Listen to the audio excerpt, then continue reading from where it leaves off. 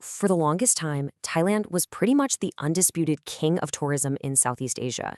But after a global shutdown, they're not just trying to get the crown back. No, they're aiming to build a whole new kingdom. We're going to break down their incredibly ambitious plan to completely reinvent themselves for a new age of travel. So think about it for a second. After a crisis that literally brought the entire world to a standstill, how does a tourism giant like Thailand even begin to get back on its feet? As you're about to see, the answer is a lot more complicated than just unlocking the doors and saying, "We're open for business." To really understand the climb they're attempting, you have to remember just how high they were flying. Before the pandemic, say from 2015 to 2019, Thailand was just dominant. They were leading the entire region in tourism revenue. It wasn't just another destination, it was the gold standard. And then, poof, it all stopped. And I don't mean it slowed down. I mean international travel came to a grinding, near total halt. It forced this huge moment of reckoning for the whole industry. That abrupt halt, well, it created the first chapter in this new story. A giant interrupted. But here's what's so fascinating. For the policymakers in Thailand, this wasn't just some disaster to hide from and wait out. They saw it as a once-in-a-generation opportunity to fundamentally rethink what tourism could be, and maybe what it should be. All of that rethinking led them to create this ambitious new playbook for the country's revival. Let's call it Thailand's Next Chapter. The result is a comprehensive 10-year national strategy called Thailand NEXT. And listen, this is way more than just a catchy marketing slogan. It's a whole vision designed to get everyone, from local communities on the ground to tourists to global business partners, all on the same page, all moving in a single new direction. And the goals they've set for themselves, they're staggering. First, they're aiming to break into the top 10 countries in the entire world for tourism growth by 2035. Second, they're planning to generate a massive 4 trillion baht, which is over $100 billion in tourism money every single year. We're talking about restarting a huge economic engine for the entire country. And finally, here's the real headline number. They want to attract 90 million visitors annually. Now, to put that into perspective, that is more than double their pre-pandemic peak. The sheer scale of that ambition is just, well, it's hard to overstate. So the big question is, how could any country possibly achieve numbers like that? Well, the strategy isn't about more volume, it's about more depth. It's all built on 3 core pillars: culture, wellness, and soul. At the very heart of this is a concept called cultural soft power. It's this idea that a country's greatest influence doesn't come from its military or its economy, but from the simple appeal of its unique identity.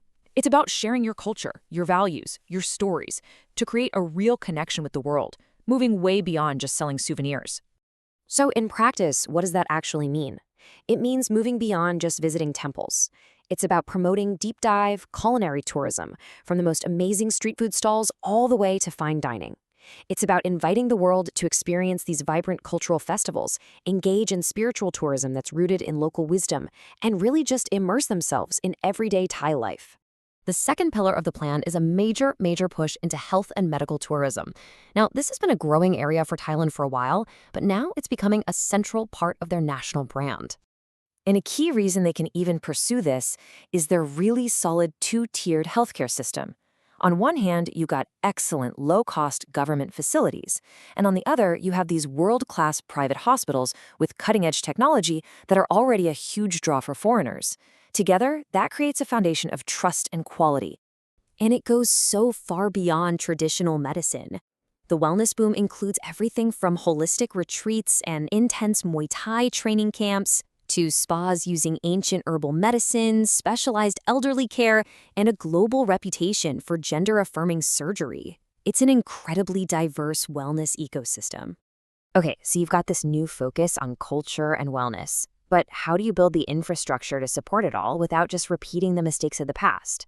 Well, that brings us to the very foundation of the entire plan: smart and sustainable tourism. This whole vision is powered by a concept they call Tourism 4.0. It's a massive investment in smart technology, using things like AI and big data for everything from managing crowds at popular sites to improving safety and creating really seamless, personalized travel experiences. This quote really gets to the heart of a crucial lesson that was learned.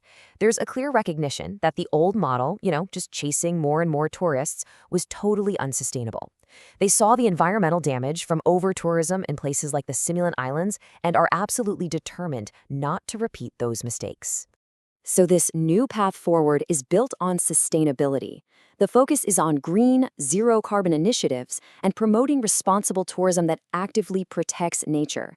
And crucially, it also aims to make sure local communities are directly involved and actually benefit from the industry, with technology being the key tool to manage all that growth without overwhelming the very places people come to see. But this ambitious reinvention isn't happening in a vacuum. Which leads us to our final section. Is this really enough to become the ultimate destination? Because Thailand is facing some fierce competition. You've got Hong Kong as a business hub, Singapore as a major transit point with tons of low-cost airlines, the sheer scale of China's attractions, and the powerful government-backed marketing machines of South Korea and Taiwan.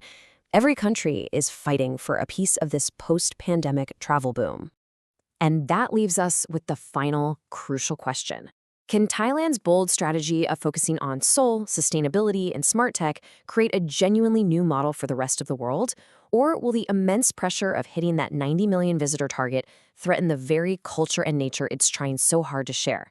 The answer will define not just Thailand's future, but maybe the future of global travel itself.